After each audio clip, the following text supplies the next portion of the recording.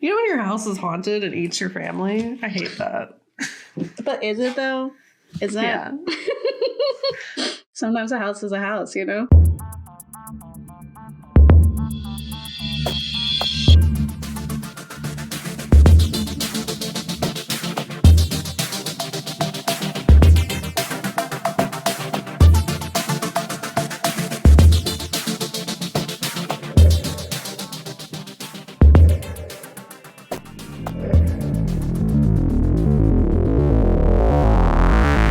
Hi, I'm Thea. And I'm the bed neck lady. And we're the Ghouls next door. Like about spooky stuff. It's intense.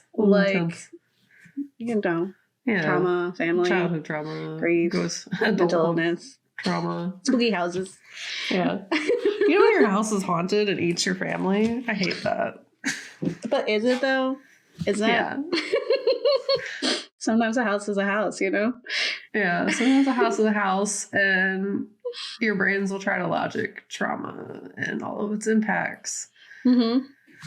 I lived in but many. But it's TV, so in this case, I guess it was a ghost, you know, for funsies, maybe. I don't know. But like... Yeah, today, so we're the media literacy show from a horror lens where we explore the real life, historical, psychological influences behind our cinematic fears. And today we're talking about The Haunting of Hill House as part of our, dive into Mike Flanagan. So this series is about Mike Flanagan's work. Certainly not all of it because he's done a lot. Yeah. He's done many. He's done some of my favorite films, some of my not so favorite films, and has been there along the journey of the Ghouls with creating really impactful media in horror and doing it in a really well way. We covered The Haunting of Hill House a long time ago. We covered, and we've also covered Shirley Jackson, which is the book that this is loosely based off of. I started reading The Haunting of Hill House. It's super good. I just haven't had the time to finish it, but I'm invested. Yeah. So I will say, highly recommend just from I'm a quarter of the way into this book. Yeah. And I'm like, wow, this is great. Yeah. Just I think the context of it's important too. It's written similarly to one of your favorite movies. It's not so much that it's written similarly to that.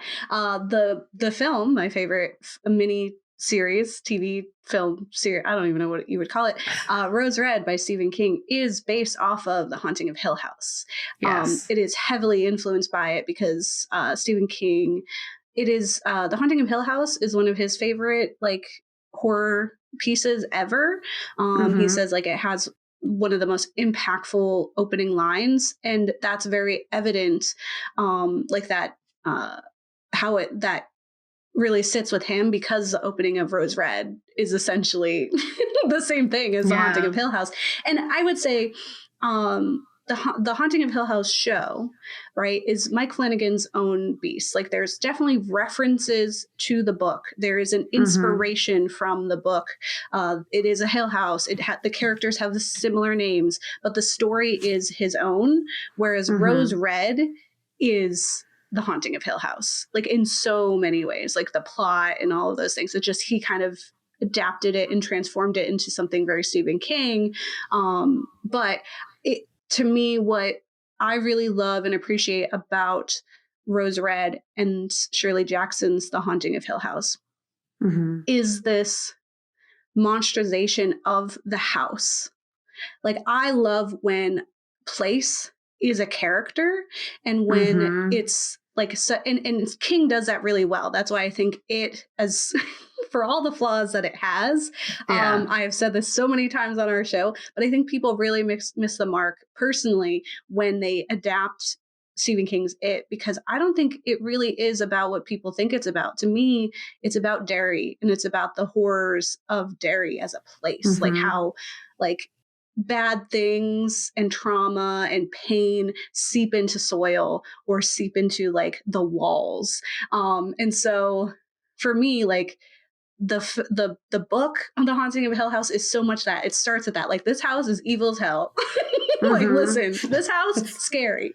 Okay. Yeah, born Like, bad. That's yeah. right. Isn't that the line? Yeah, some houses are born bad, as they say in Rose Red. And in the book, like, it's straight up like the characters arrive and they're like, oh, ooh, I want to leave.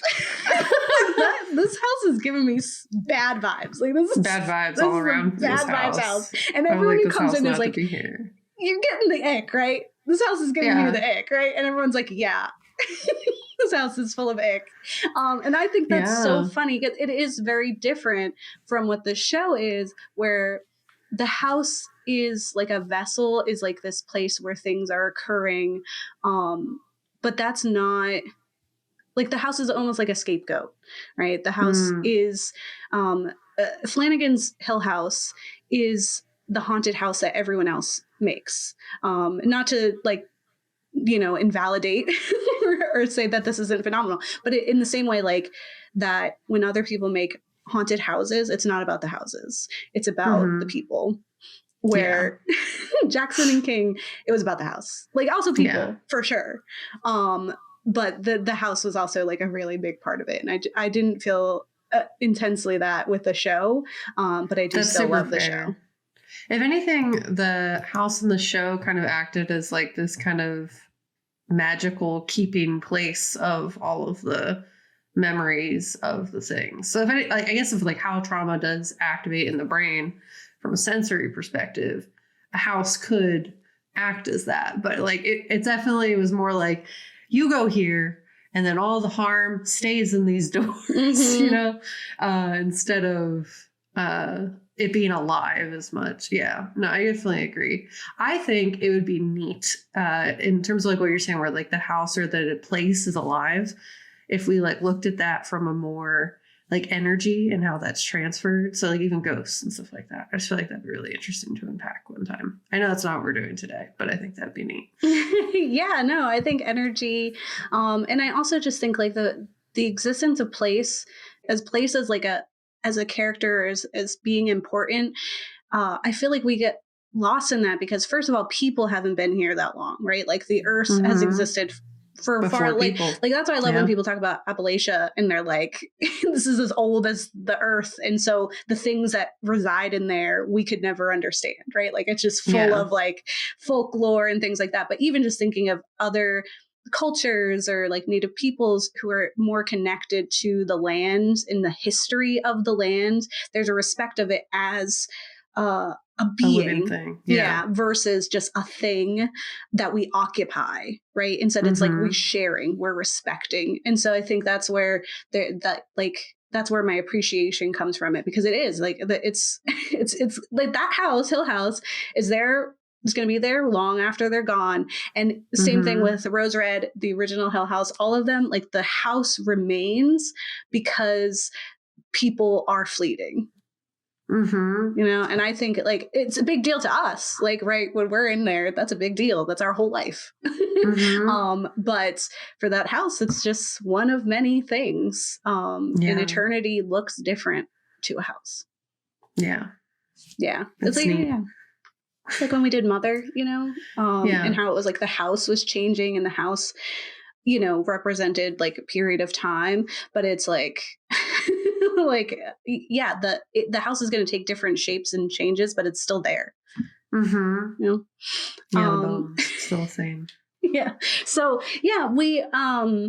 we decided to cover Mike Flanagan just because one, I watched The Fall of the House of Usher and I was like, this is my favorite thing he's ever done. And I was just like geeking out. I just feel like he has a real not obsession, but appreciation for horror and like classic horror and just understanding the power of it. And to me, like I feel those like fanboy moments in his work, and I appreciate that.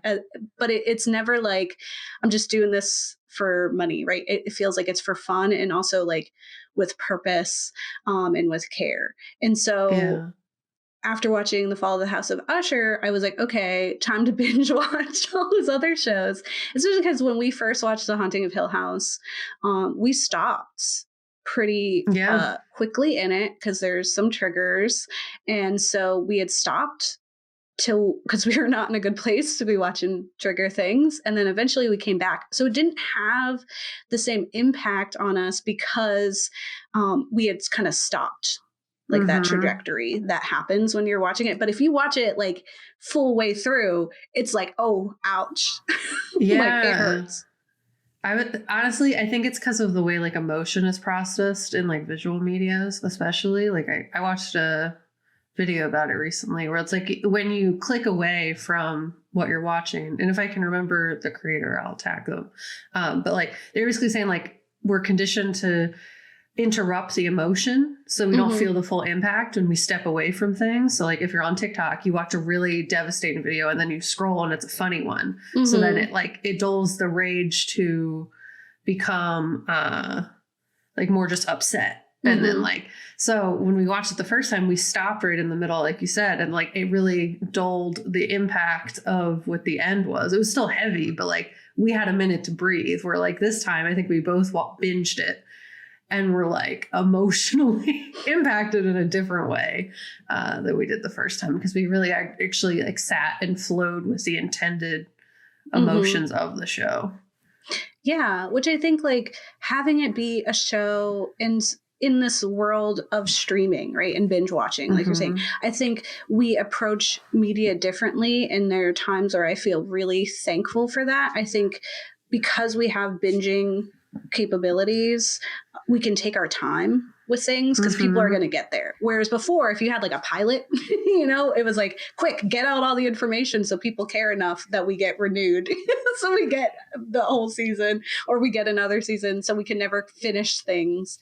And with this, with it being binging, it's like, you know, here's the story and that's it. And that's another thing I really appreciate. I love when things end.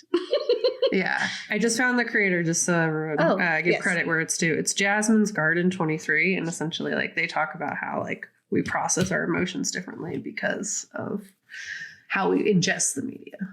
Awesome. Thank you. Yeah. I just didn't want to not credit them. No, that's fair. I'm impressed that you were able to find what you were looking for. It's always like if every time I want to show someone a TikTok, I'm like, like it's in here, you know, it's in here somewhere. Yeah, absolutely. Why don't I hop into my section so that we can go through it? I will say for mine, this is from 2018. I think anyone who likes horror probably has come across Haunting of Hill House already, right? I don't really dwell on so much of the plot specifically, or like the end reveal. So that's not really what it is. I'm just going to geek out about what I really appreciated and just what sticks with me even in the second watch and just lingers here. So just as like a full thing, there will obviously be spoilers because of just the nature of like exploring what these characters go through, and because it is such an important thing, like it also has like one of the most amazing reveals in horror history, I think. And lastly, I was like, there's a trigger warning. There is suicide that happens in the show, and what I will talk about. There's mental illness, there's addiction, and child death that occurs. Though I don't talk about it, but that's referring to the show. I'll talk about it a little bit. So it's a big piece of it. There's a lot of trauma that happens. That's the whole point of the entire thing. So Haunting of Hill House is from 2018, and it's about flashing between past and present. A fractured family confronts haunting memories of their old home and the terrifying events that drove them from it. It's created by Mike Flanagan. So Haunting of Hill House is a supernatural horror series that explores the impact of grief and mental illness under the guise of a haunted house story. It's loosely based on the 1959 novel by Shirley Jackson, which villainized an entire house, with one of the best opening lines in horror literature history saying, "No live organism can continue for long to exist sanely under conditions of absolute reality. Even larks and katydids are supposed by some to dream. Hill House, not sane, stood by itself against the hills, holding darkness within. It had stood so for 80 years and might stand for 80 more. Within, walls continued upright, bricks met neatly, Floors were firm, and doors were sensibly shut.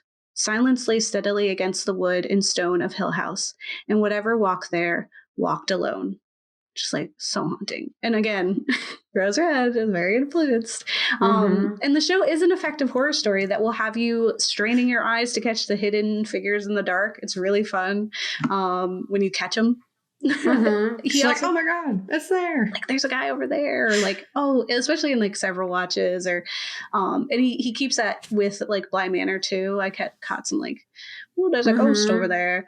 Not as interesting to me, but it makes more sense actually, I think, in Bly Manor.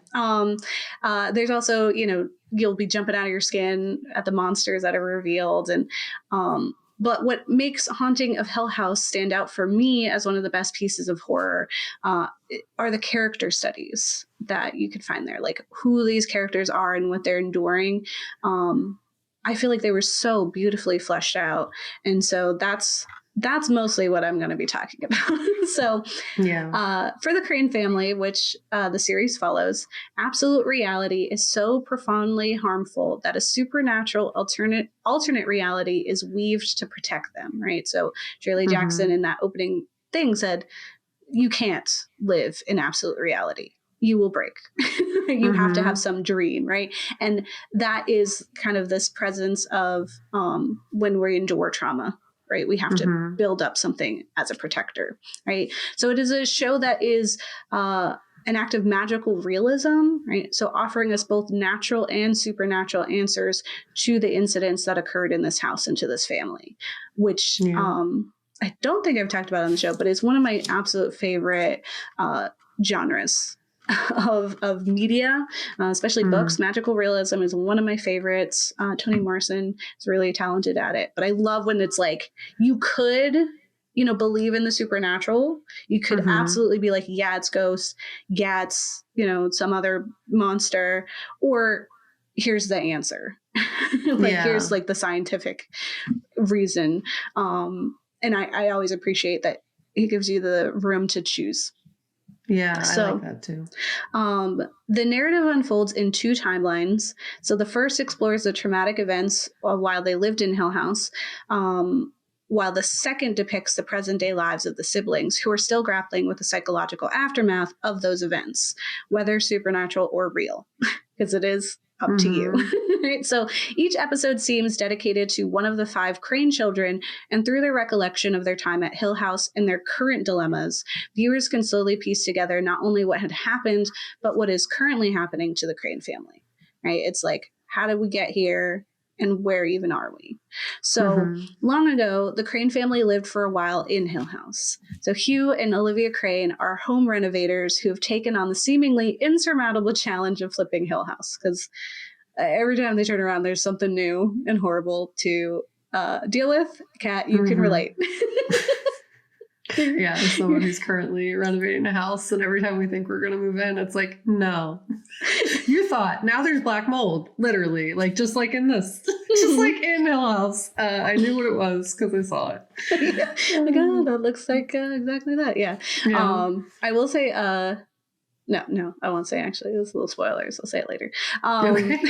So the house has a history, something dark and twisted and long forgotten, but the residue remains.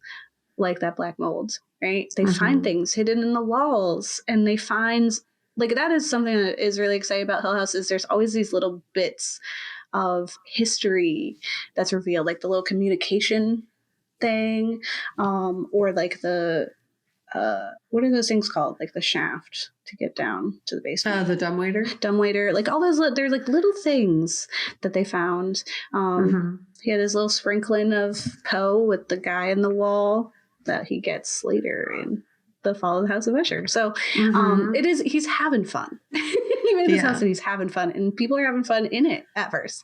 The home's inherited housekeepers, the Dudleys, are eerie and untrusting of the home, constantly spouting cautionary reminders that they never stay in the house after dark, which is referencing the book. There Are the Dudleys, and they are similar. They tell you verbatim every time someone comes in, they're like, nope, we don't stay here after dark because terrible things happen. You shouldn't either, but you shouldn't do it, but you know what? I can't make you do stuff. Yeah. The Crains have 5 children: Stephen, Shirley, Theodora, who goes by Theo, and twins Luke and Eleanor, who goes by Nell. And upon first glance, this is a loving, warm family that fully embraces each other's quirks and uniqueness. Hugh and Olivia are loving parents who raise their children to seek truth and honesty and to explore their dreams. Honestly, they were like parenting goals for a lot of it. Like when I don't look at, like, if I do what they did and forget the drama parts, I'm like, absolutely. I really did feel like they did a great job of embracing the little quirks of their children and themselves. And there's like an independence there. I thought that was really beauuful. Yeah. And the love for each other, right? Because Hugh and Olivia are shown to be in love often and to have a healthy dynamic. Hugh very much cares for Olivia, and Olivia's like kind of ethereal, and like that's kind of fun. So slowly we learn of Olivia's dark spells, though, her migraines and her paranoia.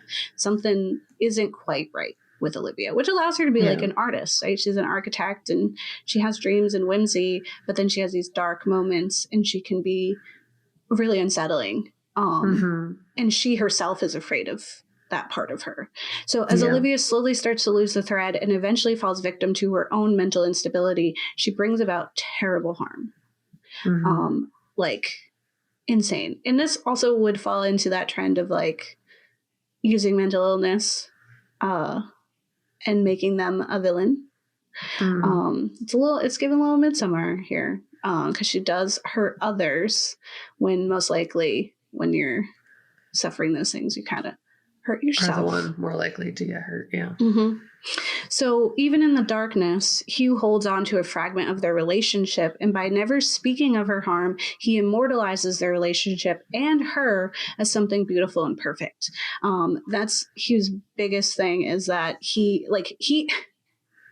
really has to shoulder some heavy things, and by not facing them, he's further harmed his children by not sharing that with them.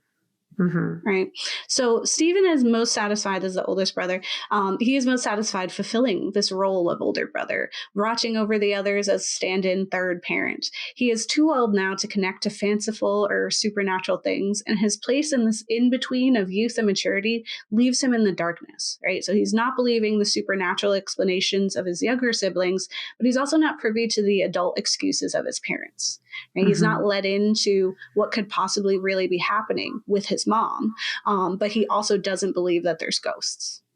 So he's kind of stuck.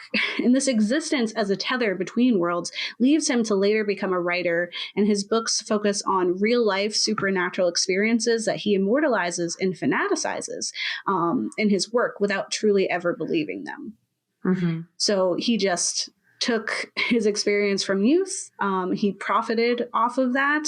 So he kind of just like monetized his grief by reworking it into the fiction that everyone else was insisting on doing anyway. But they villainize him for that too. He also, like, his relationship with his wife is pretty flawed. He gets a vasectomy without telling her, because he is afraid of passing on the family mental illness. So, though he, like, that's like the reality, like he knows something was up. He knows something was wrong with his mom, and that it's a sickness that could be inherited. And so to protect people, he doesn't want to bring children into the world. But you gotta talk to your wife about that, bud. We talked about the issues with that a little bit in Hereditary when we unpacked that film too. Yeah, it's I get it. It's heavy. Yeah, like hereditary mental illness. Then you have Shirley, who is quiet and reserved. She has her ways. They always say, like, it's her, like, Shirley. Cheryl, she's very calculated and attentive, and her family recognizes this as her way of caring and empathizing, right? I think to outsiders she does seem like blank slate, like unmovable, but when you're watching and you see how she cares, I feel like she feels a lot more than probably anybody in there. It's just the way that she approaches it. Yeah. Yeah. And as a tween in Hill House, she experiences the supernatural from the edge, not quite cast out the way Steve was, but not as intertwined with the surreality as the younger kids.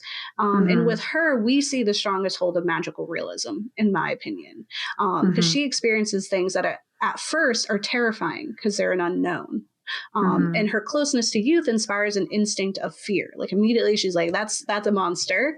But those fears are quickly dismissed when she's shown the truth and disillusioned. And then it's like, no, this is actually what happens in reality. So she is the one who often gets the harsh lessons throughout. Like Steve is honestly like not even there. But then she has to learn stuff. She's at an age where she's learning like reality.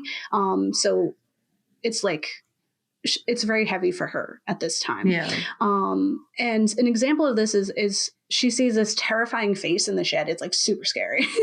I was like, I like screamed.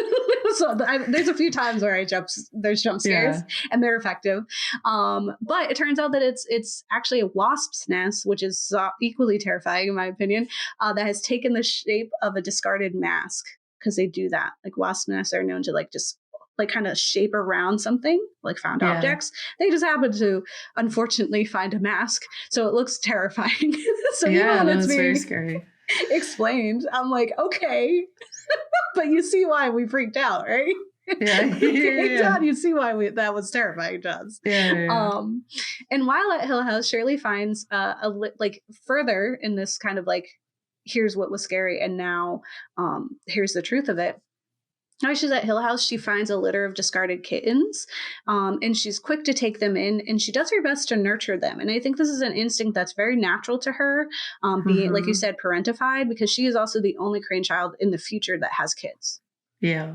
I think that just like she feels most at home when she's mothering. Yeah. Only the cats don't make it. And it's really sad and really quite traumatic for a child to encounter this, for this to be the way that you learn about death and its cruel permanence. And she has a moment of hope and holds to this magic of youth when it seems one of the kittens is breathing. It's like one of the worst moments of the film because I close my eyes and I can still see it. Like it's so haunting and so horrifying that I wasn't even there and I still see it if I like think about it. Yeah, especially because like you see that spark, that desperate hope that comes from her. Like, okay, maybe there's one more. Maybe I didn't hurt. Like maybe I saved one, and then that kitten is not breathing. There are bugs in there. A bug comes out, and that is so scary. And then for like this child, that's crazy. And like the parents do have like a whole conversation where they're like, that's not how we wanted to have this conversation about death. Like, and now I feel like a terrible parent because she's got this and she's not gonna be able to shake that. And in the present day, Shirley is as cold and calculated as she was in youth, and her interactions with death at that age had such a profound effect on her that she now runs a funeral home. Because her work and the resolution of it is how she cares, how she can assert control and not ever be tricked into hoping again. Right? Like if she can, she has to tie it up, and that's what death is. And she feels like being able to offer people a cleaned up version of death is care. And it's like kind of like it loops back when I think we get her episode too, where you see it during the funeral of their mom that they have like the funeral home directors, like we make them look nice. And then like, she's like, that's what I want to do. That's what helped her in a time of desperation. And it's so very her too. Like the fact that cleaning up this like inconceivable pain horror, could be this and that it could offer some relief. And so she wants to do that in turn because again, she seems really cold, but she's so caring. She's so empathetic. And I think that's why she does. And it's like, you think of a funeral home, you have to be like cold and uncaring because you're dealing with death all the time, but it's because she cares so much. And I think that's like really beautifully done. The actress is like phenomenal. I love pretty much anything I've ever seen her in. Yeah. Theo is a standoffish child at Hill House. She's observant and kind, but scrutinizing. She's super cute. I love her. I can't remember the name of that actress, but I like her. Young Theo. And I mean, older Theo is great too, yeah. Miss Flanagan. She didn't take his name, but she has quickly determined her own oddities and otherness in like not only from her family, but in the world. She knows she's different in a multitude of ways. And she's very mature in understanding that. And like Cheryl, she cares, but in a distant way. She's uncomfortable with physical affection, but she cares deeply for her siblings. I think she's also like hypersensitive and that empathetic. Comes off like in like the supernatural way as her being like a touch psychic. Right. She can touch and experience things. But translated to the reality part of that is just like being highly empathetic. Right. Yeah. And so she puts up a front of uncaring coolness, but is easily swayed by her younger siblings. It's honestly super sweet. And as a middle child, she also suffers constant scolding and scapegoating. She's always getting in trouble. And it's because like, and it's not her fault. And that's just... So it's just middle kid. She's trying to like ease tensions too between like the oldest and the youngest. Like she's always trying to like help fix emotional based problems, and it's stressful for her for sure. Yeah, and I think her discomfort with physical touch stems from her intense empathy, like I was saying, because she feels things and she's very intuitive, and I think that's like her being conscious of those like tense moments and like insecurity and not fully understanding why is why she like can't fully get in, like can't be touched. It's also like hypervigilance too of like trauma diagnosis thing that's pretty common in those situations. Like you were saying, she's very quick to make connections and has a maturity that allows her to not only understand the motivation of adults, but to empathize with them. I felt she was very mature for her age. And even in not understanding like fully herself in the situations at hand, she knew something was up and she was like, okay, what can we do? Like, what can we do about this? Right. And in the present, she's just as distant and unmoved. And she accepts herself for who she is and also understands no one else will or believes that anyway. Like, she's alone is what she's convinced of. Luke is the sweetest boy. I love He's so sweet. He's soft and kind. Just very sensitive. And so soft. What a sweet little baby boy. And he's a shadow of his technically younger sister now. They're twins. And he's easily frightened and clearly babied by the other Crain children. He loves to explore and is quick to make friends. He befriends a young girl, Abigail, that for most of the show, viewers are convinced is a ghost. None of the other Crain kids see her, and he describes her as wearing outdated clothing and being quite pale. Like, it's cute because it happens like on the periphery. He'll be like, my friend Abigail, she wears, I'm getting these clothes for Abigail because her stuff is old. And then like you see her once just on the edge of the property, or like everyone's like, I've never seen this. This is his imaginary friend. And then you're like, oh, she's a ghost. Okay. Because we're seeing the whole time you're seeing ghosts. Like ghosts are visiting them like the entire time. And we do later learn that she is actually the Dudley's child, and she's very peculiar and distant, and she's not allowed to be at the Hill House, which is why she often runs away and is not seen by anybody else. Luke, being so young, is an easy target for the supernatural. He has a very active imagination, and he is susceptible to that influence. A lot, which never changes, right? So his small brain rationalizes the horrors of the real world into ghosts and ghouls and other terrifying things. Every time, like he has night terrors. When he does go down I forget the thing again. Dumbwaiter. When he goes down the dumbwaiter, that's a scary thing for a kid to not be able to come back up. So of course you would see a monster down there in the basement, right? And in the show, it like is an actual monster, but is it? right? Like he just sees that, you know? And when he gets older, his imagination evolves that harm into something worse, causing him to seek comfort in heroin. He becomes an addict to distract himself from that. And I think there's a lot of levels to that, like not just imagination, but that sensitivity is really heavy, and he's never learned how to cope or manage those big feelings because it happened to him at such a young age where it's still in a fantasy. Yeah, I would also say like the dismissal of all his emotions, like actively throughout, like they dismiss his reality like constantly. Like, the parents, the other siblings, like that is like a foundational thing that would also cause him to doubt his own understanding of what's happening around him, because all his trusted people are telling him he's wrong. So like, how is he going to develop a knowledge of what is real and what's not real? Clearly, I don't know what's real, because literally every single trusted person in my life is telling me I don't. So there's also like a layer to it too.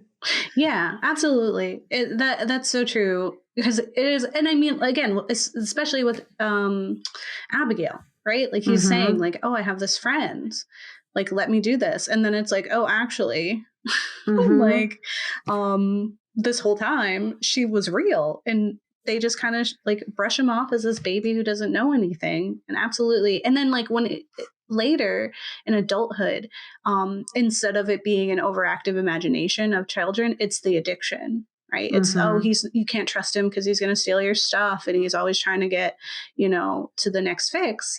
And so it just transformed to a new excuse for us to not trust his reality, and for him to not trust himself. Yep. And he remains a child. Like he's still so childlike as an adult. He never grew up. Yeah. And there's like actual science about addiction and how it does like kind of stop your brain development in that way. Yeah. So it is actual. It freezes you right in time. And he very much is that. Like, I think I will say, for like so much of this show is to be praised. I think the casting, like, first of all, those kids looked so much like each other. Like they looked like the adult versions of them, to the point, like Shirley especially, I was like, is that her kid? Yeah, like, no, isn't that actress's the casting kid? Was good, and the acting was so good for the kids. Those kids, which is like not always the case. So like they really delivered. Baby Nell, she's so good, so sweet. Yeah, they amazing job for those kids. And yeah, I really like baby Luke and adult Luke, same person. Yeah, to the point where like good. He's always Luke to me. So when he's in Bly Manor as like this totally different character, I was like, no, you're not. Yeah, I don't like you. Yeah, you'll never be Luke. I want Luke back. Yeah. I'm glad he wasn't Luke though, because he's a bad guy now. Nell, lastly, is a sweetheart and dreamer. She behaves as any younger sister, following around her older siblings, begging them to play with her. She's adored by her twin brother. Together. They're pretty much just like, I don't exist if you don't exist, which is just like a sibling thing, but then even more brought on by the fact that they're twins and they have like that twin sense. And she is so incredibly caring and protective of Luke, and this evolves in the future into enabling, which like is honestly no fault of either of them. She's the only one who cares, and she's the only one who ever did. And she is most haunted too. Yeah, every single time. She even knows. She like knows when he's misbehaving, and she's still like, well, like, what's the alternative? I abandon you? Like, no, it's very real and heavy. She's the one who's most haunted by the events at Hill House, I think, having been so young, but not having the same strong imagination as Luke. So she endured those traumas harder because she was like in it and she was awake. Yeah. If that makes sense. So she is later plagued by nightmares and sleep paralysis, and possibly more terrifying for her, has seemingly inherited her mother's mental illness. And though the illness and the events at Hill House are never discussed, it does leave Nell terribly unequipped to manage it, and it leads to her eventual suicide, like her mother. And suicide does tend to lead to more suicides. That does definitely happen. And I think just not ever talking about what happens to their mom, like, again, what we talked about when we talked about Hereditary was like there has to be conversations of that. It's not hopeless. It's not like, okay, write me off, right? There are things that you can do. You can be proactive about that. It's not a death sentence. Just unfortunately for Nell, she did not have the support system because she was the support system. She's also one that they deny the reality of. They're like, oh, boo-hoo. Like she had, like, her story breaks my heart. And so, like, I was like losing it. Personally, as someone who was recently married, I was like, I can't, like, this is a new trigger that I didn't know I had. And I was like, I can't, like, I already was afraid of like unnecessary, like, you know, or not unexpected demise. Already. That was just, I was like, no, I get it. I was like, absolutely, I get it. Usually I have like some like fight of like, oh, I would never.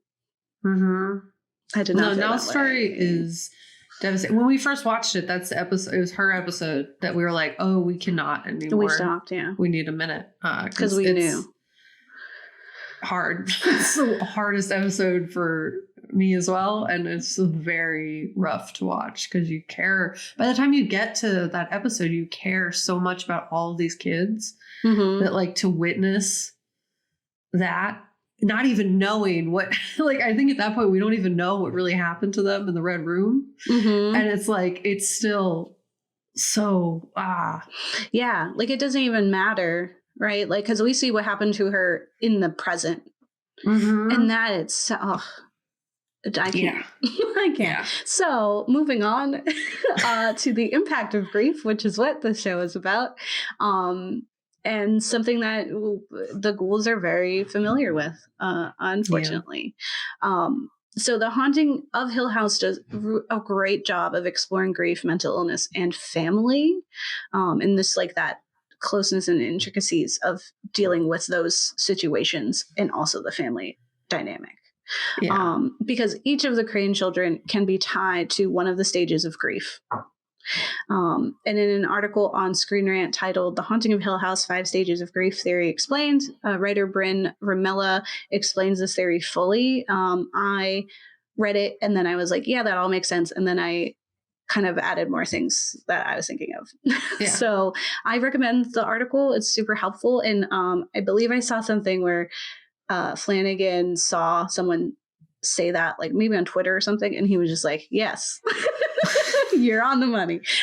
So I'm pretty sure that's very, like, validated. But their reaction to the trauma of their youth solidifies them into this personification of grief. So Stephen is the first step. He's denial. And this is reflected in his job, where he's writing about supernatural as nonfiction when he believes in none of it. He has rationalized instead that a ghost is a wish, a way for our wounded and grieving minds to hold on to those we've lost. We'd rather endure the horrors of their deaths tenfold than to never see them again. Is like what because he's like talking to this one lady who's like, I see my husband every night as he was dying, and she's like, why would I want to see that? And he was like, because the alternative is you don't see him at all. And this understanding comes from his view of his father, who never acknowledged the harm Olivia caused. Like, his father not talking about it, not talking to him, confiding in him, who he before thought, like, we were close. Like, you thought I was becoming a man, right? You're not even telling me about my own mother. And he kind of, it disillusions that father, you know, like the epitome of father, where we think like the parents are on this pedestal of like greatness. And then there's a time in your youth where you realize that's not the case. They're regular they're people. Just humans. And his hits really hard when he has that moment. And it translates into this like denial. Like it's him. He judges his dad's denial while practicing that and not realizing it. Shirley represents anger because she's very resentful, scornful even, and demands that everyone act in kind. She judges everyone else's approach to healing or existing because she feels everyone should be as angry as she is. And her anger is like totally valid. You can be angry, but then she wants everyone else to be there with her. And when they're not, it messes her up. But that anger also closes her off. So like a lot of her relationships are very businesslike, except for even with her children. Like she tells them like when Nell dies, although Theo told her what to say, but she still is like, your Aunt Nell is gone. You know, like she has this like businesslike approach to even them. Theo most represents bargaining, as her life is often a balance of giving up and taking in. She sacrifices the true intimacy for stability. She even resolves to live in Shirley's guest house to stay close to Shirley and to give Shirley this illusion of being a protector, when in reality, Theo is well off enough to provide for herself.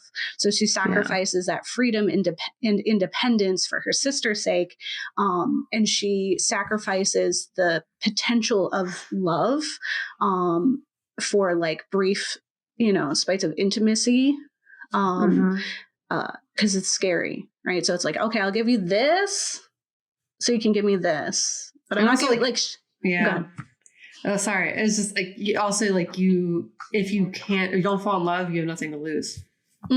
Yeah, I think the bargaining is like she understands that everything is a give and take, so she's only going to give so much because she can't like give more.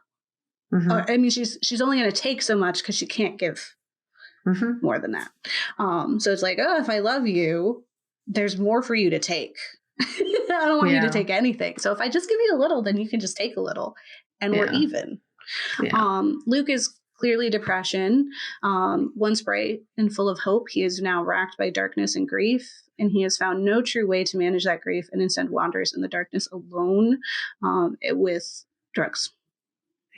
He just depressed all the time.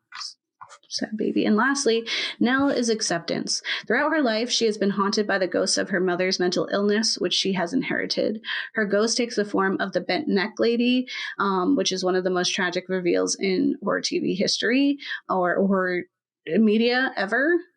When we learned that she was the bent neck lady, spoilers, my heart, oof, heavy. Nell has spent, and in that reveal, like her being the bent neck lady, and that she spent her whole life being haunted by this figure, right? It is representative of the fact that she spent her whole life afraid of the possibility of losing the same battle her mother did. And in the end, she did lose that battle. Yeah. So it was like self-prophesizing, because no one was there to be like, the bent neck lady is real. Yeah. That fear you have is real. So you have to do something to stop it. We can't pretend it's not there, because then it is there. Like, sorry, there's just like such a stigma around suicide specifically that I think really connects to that, where you can't say that you've wanted to, you know what I mean? Like there's a lot of, it's this unspoken kind of taboo thing where you're like, you can't call the bent neck lady what the bent neck lady is. You can't be like, oh, I've actually thought I don't want to be here. Because then everyone freaks out. And then everyone's like, well, what about me? You want to leave? Like, you know what I mean? Like it becomes like a very triggering thing for the people associated with that person. And it makes it very isolating for the person who, as you said, like self-fulfilling prophesies, like is going to have thoughts like that and is going to need to tell someone about that without being 302. You know what I mean? So like, there needs to be a lot of education around suicide, but also like in Nell's case, like if she had a safe person who she could just tell, hey, I've been thinking about this. Yeah. And without them being like, we got to take you somewhere or whatever. It's like, cause you can think about it and not do it. They're like, oh, did you talk to your therapist? They're like, oh, sad Nell. Nell's always, oh, poor sad Nell. Like, because they have their own stuff to deal with, which again is that family dynamic, right? Like we have our own trauma. So we absolutely can't be the only person who's listening. So absolutely seeing the therapist is a good answer, but there also has to be more than that. There has to be an understanding. And I feel like she has gone through so much and nobody is listening to her. Like, and that's the whole thing is like, she's been screaming both as like a live and dead person, and no one has listened to her. Like the same way with Luke, but like she's just always been like, that's what she says. And like, as a child, and then later, like when they have like the blackout where she's just like, I was screaming and screaming and none of you were hearing me. And that's literally what it was for her mental illness, that she was screaming and screaming about her pain and no one stopped. Like Theo comes to visit her and promptly like accepts that she's trying to not talk about it. Yeah. Right. Instead of like trying to push, or not even just push, but just trying to be there more. Yeah. She like, you know, and none of their fault, because all of them were messed up. Right? Yeah. Like, but that's, Nell is so heavy. And where their mother's suicide breaks the Crain kids down into pieces, Nell's death forces them to confront that pain and accept it, because now they're adults. And they have to see like this is like a very real representation of that pain. Like here's the ramifications. And that was the loss of her. So Nell is the first Crain child to return to Hill House and confront the truth of what happened there. And it is her moments of understanding and accepting the resulting waves that bring the rest of the kids back. And she helps release them from their guilt and pain by accepting them for what they've become. She's like, it's okay. Like, don't regret it. Like, accept it. It happened, and now you have to go do the next thing. So ultimately, Haunting of Hill House is an effective horror story with ghosts hidden in the shadows, bugs crawling from bodies, and other terrors. And it's also a story about grief and the impact of family secrets. It is one of my favorite horror TV shows or horror media in general, because of how fluidly it blends surreality, the supernatural, and real trauma. And I cared deeply for each of the characters and appreciated how, though all of them were flawed, no one was a villain. There were no bad people in this show. Bad things happen to people, regular people, and then they react to those things, and they become new things in the aftermath of profound pain and loss. But those new things are no less worthy of sympathy and care. More importantly, these new things that they've become are in no way the final form. There's always room to grow and heal, to become another new thing. So as bleak and heartbreaking as The Haunting of Hill House is, it is also full of hope, showing us that despite what Shirley Jackson wanted us to think, we do not walk alone. Snaps. That was a bar. Snaps. Man, really appreciate it. Yeah. I'm going to be covering, honestly, like pretty similar vibes, except I'm just going to be talking about like trauma specifically, and kind of the deep impact of trauma in childhood and how that manifests in adulthood. And then also like a little bit covering like next steps. So like something that really stood out for me in your section, Gabe, was the space around Nell. And I don't think I said the part that was probably the most important, because I took a training when I used to work in schools, and it was all about how one of my special interests, because of my personal experiences, is how trauma impacts the brain, and specifically like suicidal ideation and like all other things. So a big piece of what I learned in the trainings that I took around that was that the most important thing is that they want you to ask them if they've thought about it. And the next question is, do you have a plan of how you would do it? So that's like the big thing. So like they need to be like, hey, we see the bent neck lady. Do you think about it? Like, have you been seeing the bent neck lady? Yeah. Do you have a plan to talk to them? You know, there needs to be like because anyone can have thoughts about it, and then you need to ask. I didn't say that before, so I wanted to make sure I said it now. Is that like, you need to ask, do you have a plan? Because that changes the conversation. You know, it's like, if you're thinking about it, then it's just a venting space. They just want that feeling validated. They just want to know it's okay to have those thoughts. And then you ask the follow-ups, like, if there's a plan, then you know you need to call somebody. Yeah, because that's like an action. Like you're acting on those thoughts instead of just having them. Exactly. And there just needs to be like normalizing of that, because this world is horrifying. As you said at the very beginning, the quote intro, the book is reality is maddening. There's so much in the world. There are so many systems that act independent of people. Every action has so much impact that like to exist is like anytime Theo touched anyone. Yeah. You know, like it's so much It's to overwhelming. be here and alive. And especially if you fall under intersectional identities and have mental health issues, and additionally, like everyone, I'm going to talk about it a little bit, but like in terms of adverse childhood experiences on the website, I think it's the CDC's website, it says 62% of Americans have experienced. That's a lot. That's a lot of people. You know how many people are in this country? 62% of them have experienced one of the adverse childhood experiences that like is life altering enough to cause long-term health impacts as well as mental health concerns, etc. And that like it's the majority of people at this point because of the systems of the world that we live in. So it's just like this film does like a very beautiful, or not film, show, whatever, you know, media, this media does a really beautiful job showcasing the way that one, trauma is not a universal experience. That childhood trauma specifically impacts people in a very deep and concerning way. That the worst outcomes come from not addressing that trauma, talking about it, and having like stability at all.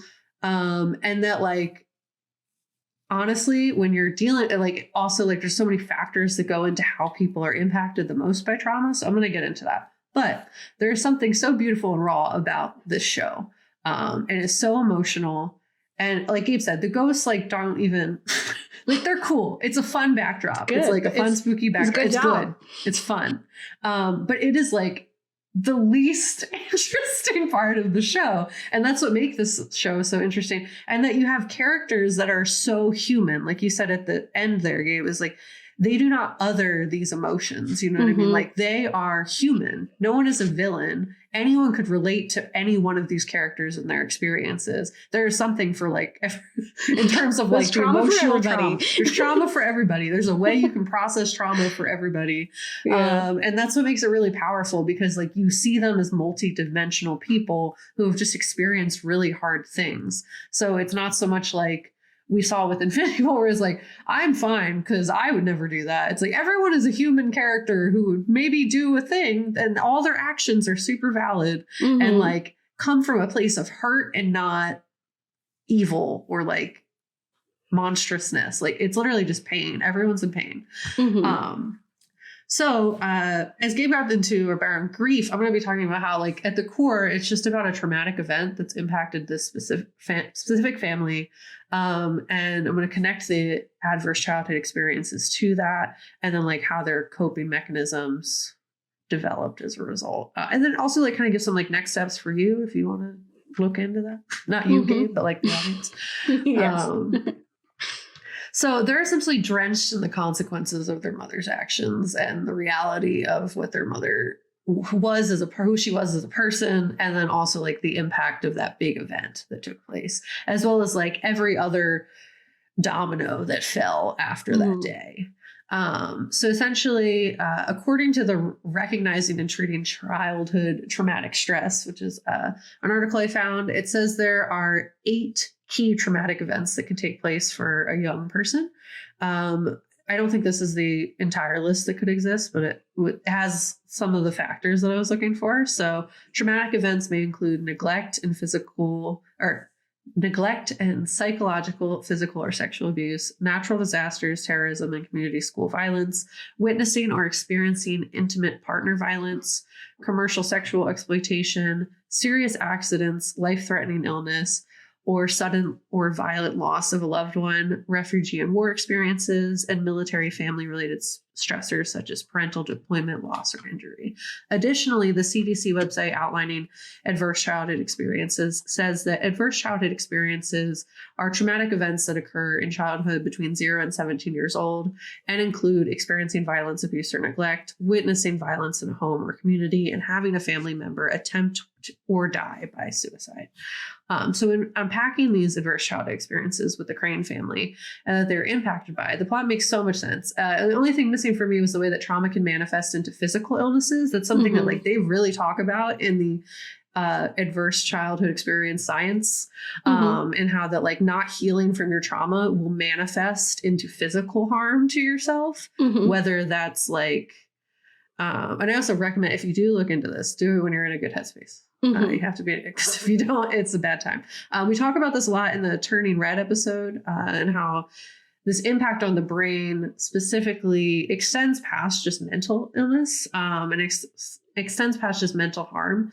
It can impact long-term health, increase our chances for physical illness, increase our chances for additional trauma brought on by this one event that stacks and transforms into additional challenges like the dominoes.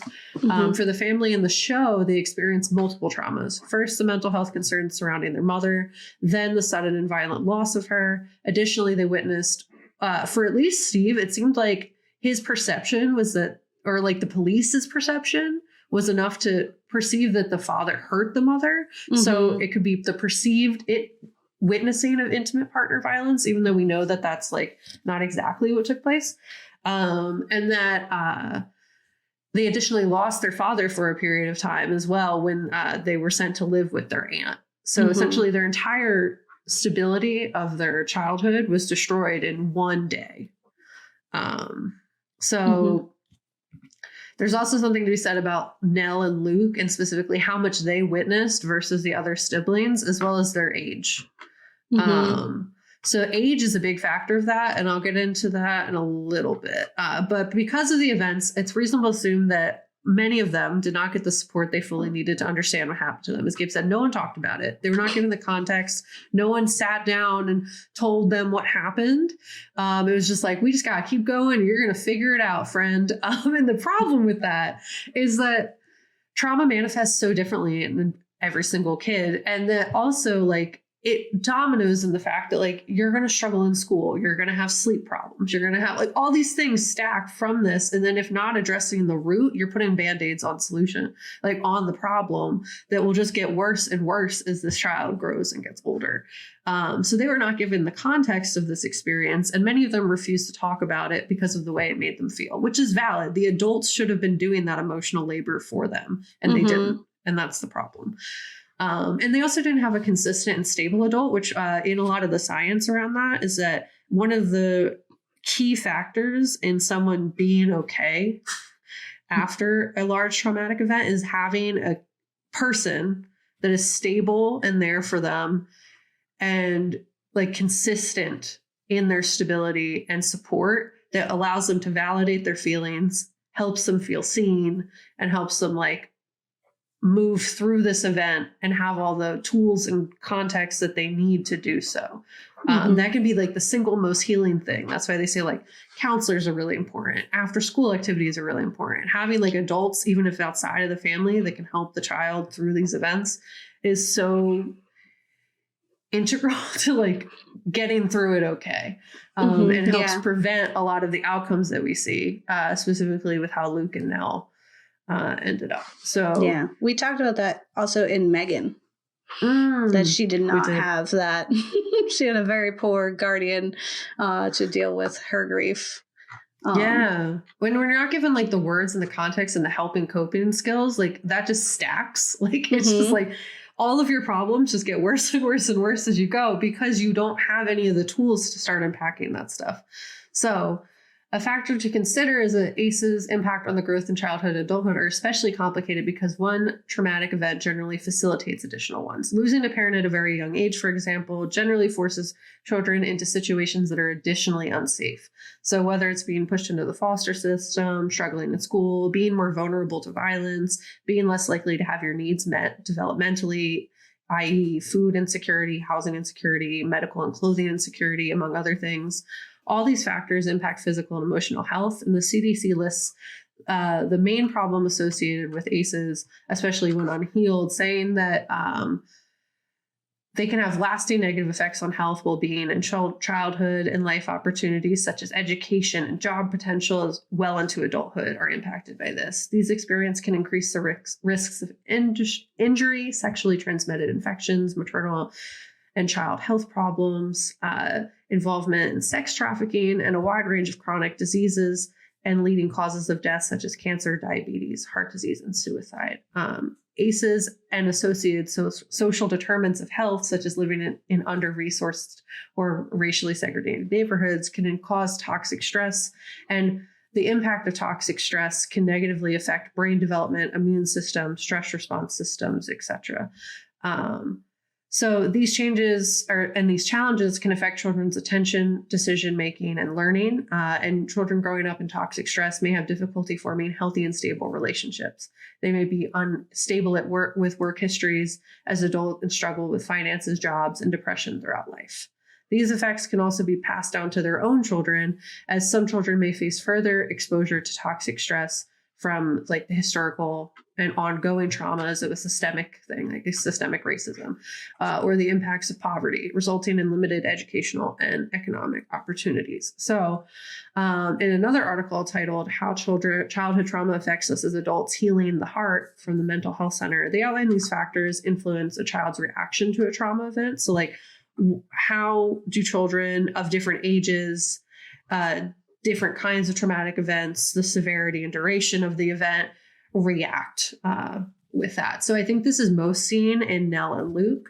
So a child's age at the time of a traumatic event can significantly influence their reaction. Younger children may not fully understand the event, which often leads to confusion and fear. On the other hand, older children might be more likely to experience feelings of guilt or responsibility. So it's like Luke versus Stephen. Yes. Or like Nell versus Shirley. Absolutely. Like it's very much like the older kids are parentified, told that their needs need to be minimized for the safety of the younger kids. And then the younger kids just don't understand and are not given the clues and the words to process that healthily. And it stacks. So the nature of a traumatic event also has an impact on the child's reaction. Specifically, certain types of trauma, especially those involving a personal violation or prolonged exposure, may lead to more severe or long-lasting effects. So essentially, like a big event versus like you live in this always have different ways of impacting somebody. Severity and duration, the severity of a traumatic event and how long it lasts can influence a child's response. A single brief, as I said, brief, different than prolonged, because like your brain will start to heal when you are outside of that event. If it's brief, if you are continuously and it's recurring, your brain will not get to the point of healing from that event till you are outside of that unsafe environment. Proximity, this one also really has to do with Nell and Luke. So children who are directly experience or witness a traumatic event are more likely to have a more significant reaction than those who are removed from the event. So because Nell and Luke witnessed, one, a child death, two, the reality that their mom tried to poison them, three, were more closely linked to witnessing of the actual suicide. Like they had more context, but none of the brain capacity to process what they had actually witnessed. So they have all these older kids who were a little bit of a step back, like still impacted by, but did not see or know the true reality of what happened to them, who consistently, not like at fault for themselves, but like consistently invalidated and like denied their reality, which is like, does extreme detrimental harm to the brain, who doesn't know how to even process what they've been through. So they're like being told that like it didn't happen how they know it happened, and they don't even have the words to express what actually happened. Personality, just like adults, every child has a unique personality, which can impact how they respond. We see that in all the kids. They all have their own coping mechanisms and ways that they manifest isolation versus coldness versus overly being a caretaker versus logicking away their feelings, etc. And then they say support system specifically is the biggest thing. Is if you have a support system that is like a network, includes family, friends, community, it can significantly influence how a child copes with trauma. It's a support system, right? It's not one person, it's a whole system. Yeah. So you have people who are looking out for you and who are making sure you're okay. You have people who, like, even if it's not one person the whole time, you have a system, as you said, like that kind of holds you together, all the pieces of yourself. So previous trauma or stress, children who have previously experienced high levels of stress may be more vulnerable to the effects of a new traumatic event. So like reactivating triggers, specifically for Nell, the death of her husband. Was a very big reactivation of the trauma that she had already experienced that really caused her to spiral. And then coping skills. A child's ability to cope with stress and adversity plays a significant role in their reaction. Those with strong problem solving skills and adaptive coping strategies are generally better able to manage their responses to traumatic events. Essentially, like, everyone's experiences aren't the same, you know? Like, you could have two kids witness something totally horrific, and one of them's like, I don't know, I'm fine. And the other one is devastated, you know, like everyone kind of is impacted by events differently, and there's no wrong way to do it. What we see with like Shirley, as you say, Gabe, like they're fiercely angry. Like they're like, everyone should be just as mad as me. You are all coping incorrectly. This is the way you need to cope. Why aren't you doing that? So it's like everyone does cope differently, and we all kind of just have to respect that there are going to be people who lose it, and there's going to be people who like have a stone face and lose it in the closet by themselves later. You know, or don't for like weeks. And then like weeks from now we're losing it once everything's calmed down around them and they let everyone else feel their feelings. Now it's time for them. And if they never get that, you get Shirley. It's important to note that these are general factors, that every child's response to trauma is unique. And if a child is showing signs of trauma, professional help, such as a child psychologist or psychiatrist, should be sought after, but also like recognizing your own ability to help. And like the biggest thing that you can do is help that child feel seen, give context, be consistent, like recognize that no baby is going to like be throwing chairs because they're the worst thing that's ever, like it's pain. You know what I mean? Everyone just needs to recognize the why is not something evil or something crazy. Like it's pain. It's pain, and they just need someone to like look at the pain, say it's pain, and help them get through that pain. So I could write a novel. So to unpack the family with this context is that we see the older siblings, they get parentified. We see the way their coping systems develop. Gabe really unpacked that already. But we see the damage that trauma can do most clearly with Luke and Nell. And it's kind of like, it goes back to just because you see someone dealing with someone in a different way. So we see like Shirley, who's like very well adjusted. It wasn't any less hard for her. She just handles it differently. Like just because you do something well doesn't mean it wasn't hard for you. So it's like kind of also respecting everyone experienced this at varying levels, but also like everyone is valid in their experience. And they all just need so much like hugs. They all need hugs. Therapy. And like caring people to really just take the time and look at what the pain is for what it is and help them get through that. But as I said, like the older kids get parentified, the middle sibling is like trying to get everyone to get along with each other. You have kind of like the minimizing of the older kids' family or feelings, and then you have the rationalizing that we see in Steve specifically. And I think a lot of Shirley's reasoning for being like the married with kids, having a stable marriage, like her marriage is such an important piece of her character, and like maintaining it. I think it's because she feels, in my theory, is that she feels additional pressure to act as a stable family structure because they were robbed of that. They had their 2-family household. No one else in the family is having kids. No one else in the family is like having this kind of like stable family dynamic. So she feels extra pressure to preserve that within herself. And her cheating on her husband was like her brief moment of like, okay, I don't have to cling to that so hard. Yeah, I don't have to be perfect. Yes, I'm human. I can have flaws. Yeah, because she doesn't allow herself to do that. She doesn't allow flaws to exist. Yeah. Like she has to be as pretty as the bodies that she takes care of, you know, like she really has, but she can't feel anything. She has to be just she has like, to be as dead as them as well. Yeah. So see, it's so interesting. So fat humans, this media as a whole, so interesting. So Steve, although the oldest, tried really hard to rationalize and logic away his emotions. Gabe unpacked this a lot. And in doing so, he drove himself he closed himself off like emotionally to all of his siblings as well, leaving Shirley to have to carry all that emotional labor. So like both the dad and Steve are just like, feelings, I don't know what those are. We can't talk about it. Women, you know feelings. Go ahead. So they got parentified in that way, where Shirley really had to take that on. And then like Theo's like hyper empathetic self is like, dear God, Yeah. I just want everyone to Everyone be okay. hurts, and so do I.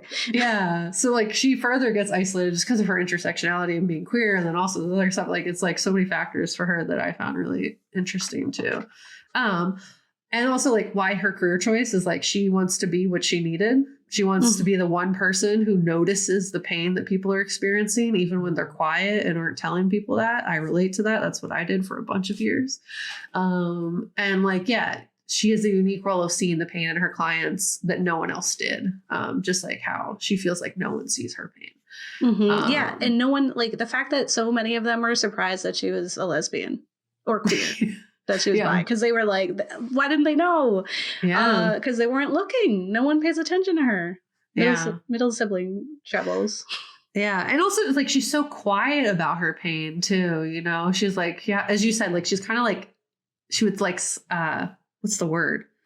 She would like snap at people like a little bit, like in a like she was very like, don't get too close. I'm like a porcupine or like a chinchilla. What's the thing with the spikes? The hedgehog. Hedgehog. She's about the hedgehog dilemma. Yeah, she like desperately wants connection and closeness, but like not too close. Like it's too much to like have that threat of one, that being taken away, truly being seen and then rejected. There's like a lot of like I will hurt you and you'll hurt me, and I can't allow either of us to do that. Yeah, I got stones in my pockets. I'd rather have them in my pockets. You don't help me. I just drown by myself. No one else has to drown. I know what that is. I don't want to do it. Yeah.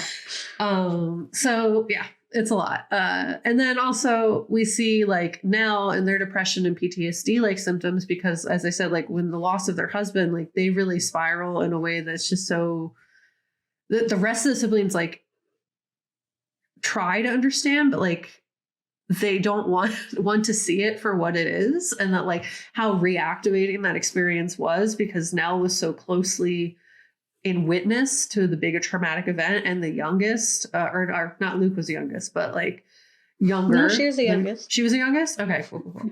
Yeah, as the youngest, like the most vulnerable to that reality. And then also, as we see, like Luke with his sensitivity and struggles in career stability, as well as his substance abuse, like he was the most tragic for me, even though he does live, like because of the fact that like, I guess him and Nell both, like, as you said, like their reality was denied so heavily that it just makes so much sense of like why he would seek out doling that, because he just doesn't trust himself. It's just like really, like, it was rough. But if you are currently looking through your trauma stuff, I highly recommend the How Childhood Trauma Affects Us as Adults, Healing the Heart as an article. It was very interesting, and it provided a lot of like context for my section. So essentially like trauma and traumatic events can impact you in a variety of ways. But the biggest piece is they offer like in the article, there's like a next steps kind of thing of like what you can do with that information. Because while like the things that it tells you it can cause, like anxiety, depression, PTSD, difficulty forming relationships, substance abuse, dissociation, emotional regulation, there's so many things, low self-esteem, sleep disorders, which is arguably what Nell has. Literally, she has sleep paralysis. And like all of this kind of trauma, once you start to heal from it, the brain is plastic. So that's the biggest thing that they kind of teach in all the trauma, like science stuff, is that like there is a way to come back. And that's, I think at the end, like Gabe, you were saying, like with the really hopefulness of the show, whereas like you really do get to a point where you're like, yeah, all of these things happen. We're finally looking at them for what it is. And we've paid such a heavy cost already, but there is somewhere to go from here, and that they finally are looking at it. They're not allowing these wounds to be unseen anymore.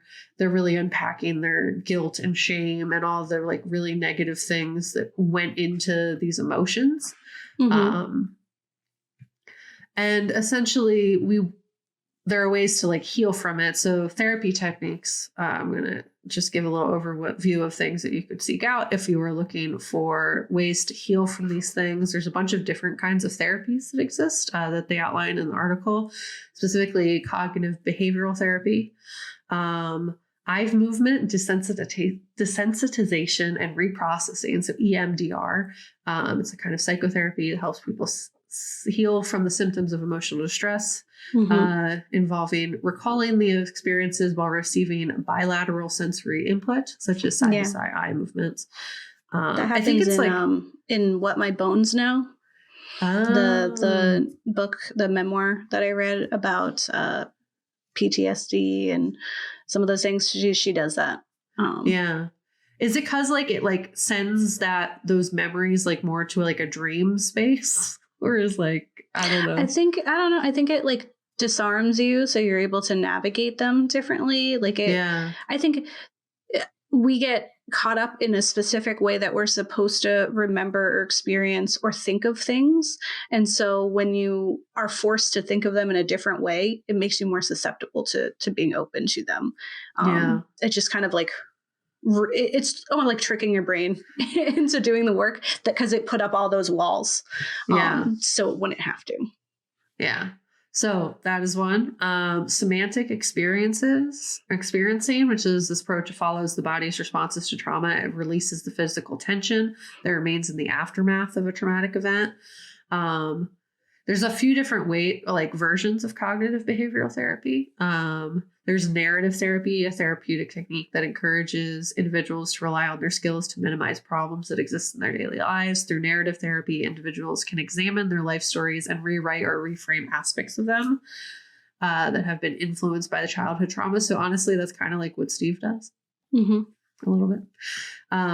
Educating yourself on how trauma impacts the brain and like ways to heal and reduce the like isolation and pain of those experiences through like validating them and finding like community and stuff like that.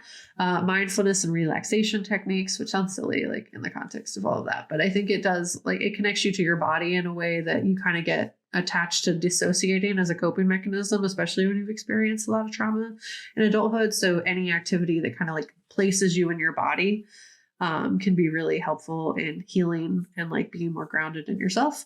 And that like all these things kind of work differently for everybody. I also list in our show notes the helplines that exist. I'm going to see if I can find some more resources around like mental health supports and stuff like that, just because this is such a heavily trauma motivated episode that you do need like next steps on how to deal with it. So that's my 2 cents. Yeah, I'd say like the first step is, doing what it took so long for the Crains to do. And that's like accepting it, like understanding it, acknowledging it, like understanding that it does have an impact on you. And I think that's the first step, is just like, hey, this happened. And now what? Like what has happened? Like, I think there are often times where I do things or I react in certain ways and I'm like, oh, like all of a sudden, like there'll be this light bulb of like, oh, that's probably because X, Y, and Z, which is in no way like an excuse for behavior. Like when there are things that, I've done and I regret, it's not like, oh, trauma did that to me. It's like, okay, trauma did that to me. So how can I avoid it next time? Yeah. Like I'll take responsibility for that, because like it just informs my decisions and reactions. It doesn't excuse them, right? It's just like, okay, I did this because of that. Now let's not do that because that was bad or that was harmful or, so like kind of taking responsibility, which is just something they were not doing because they weren't taught to do that. Like even like, because it wasn't like Olivia was just sick one day. She had a history of this. She had, it was a genealogical thing too. Like she references things like there's clearly a history. She's had these storms. She has her colorful like moments. She has, like even in her talking to Theo, right, and giving her those gloves, it was like other women in this family have encountered similar things. Yeah. So like, I understand that. And it was them always just being like, oh, like, I think for them is they thought they figured it out. Yeah. When you have, when she has these things, she does this. When she does this, she does that. And they just never thought about like, instead of being reactionary or like ignoring it or thinking we fixed it, it's understanding that it's a lifelong thing that we're going to have to continually adapt to and work with and acknowledge in order to avoid some of those experiences or results of 100%. some of that harm. I'm so glad you said that, because I was thinking about that honestly recently, where I was like, similarly, I was just like, I always think I'm over a thing, and then like I really go back, it'll come up later, and I'll just be like, dang, I guess I wasn't over that as much as I thought. I really need to unpack that more, huh? And like we're like, just because you've done growth doesn't mean you're done growing, you know? Like it's really, it's such a process, and it's lifelong, as you said. Like you really can't ever just stop doing it. You're never fixed. You're a person. You're a person who exists. And as long as you exist, you're going to be doing stuff. So you're going to need to be unpacking this stuff like all the time. And that's a lot of work and super overwhelming, especially under the hellscape of oppressive capitalism, and all the other things that be. So like it's a lot. It's a lot. Which is why you need that system, right? You need support. You need love and care and understanding for yourself and for other people, and understand we're all experiencing a lot. We all come from our own lives and like, you know, our own dominoes to get here. And I think really the biggest thing is like understanding that that's, like you said, you never stop growing. Even though you're this person now, you were made to this person, you can be a different person, or not different. You could just keep adding to this person. You're like, you could become new things. You could add new things and, you know, replace broken things so that your ship works better. I don't know. And not looking at it doesn't make it go away. It just makes it stay longer, just to manifest in different ways. The last little thing I want to say about this show that I forgot to say in my section, and this is real quick, is that like the show does a really great job of giving you all the information in like an inconsistent way, very much similar to how trauma like is activated by sensory stuff. It's activated by events. It's activated by seeing people. It's not something you experience in like order. Like our remembering of traumatic events is generally like Nell says at the very end, confetti. Like it's sprinkled throughout. There's no timeline. And the show does a really beautiful way of delivering that to you, very similarly to how the brain would process trauma, where it's always very like you see this character or this event happens or like this takes place, and that's activated all those feelings and those memories for you to like put this context together. So that's something also very beautiful about the show. So kudos. Flanagan. I don't know what he experienced in his life, but it taught him something. So it was cool. He did a cool thing with this. I think that nonlinear reaction, and also like the fact that everyone experienced the same event differently. They all had different parts of the information, and that's also just like how life is. We do not get the full picture. We do not often get all of the points of views. Silly networks. So we have to confide in each other. We have to share that information, so then we can be more educated in our responses, in our actions and answers to what's happening. Community. So I'm gonna say, like, I mean, we'll see when we get to the Fall of House of Usher. I do really love it, and I told my good friend Jeff that I was like, oh man, that's the best work Flanagan's ever done. I'm going to come back, and I think, honestly, The Haunting of Hill House is. We'll see. We're going to explore 3 more of his shows. So we'll see how I feel, and if when we get to the end, we get to Usher, if I feel as strongly about it. But I'm like, I don't know. This one was kind of a masterpiece, and I'm sorry that you started with this because you kind of set yourself up strong, you know. But I think he sustained himself pretty well. I think a lot of the stuff he does is pretty great.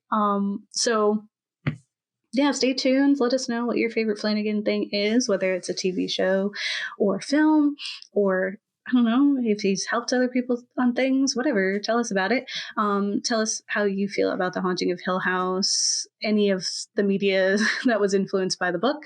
And don't get married. Let your kids. Or your kids will be sad because you traumatize them. Well, you probably will. Okay, let's get that out. You're gonna traumatize your kids. So what do you do about it? Minimize that as much as possible. You gotta react to it as it happens. Yeah, they're gonna get scuffed up, right? It's just like, unfortunately, what Dory says: if you never let anything happen to them, then nothing will ever happen to them. Yep. And then they won't be able to react when they're adults. So, yeah. Yeah. Okay. Well said. Bye. Thanks, Dory.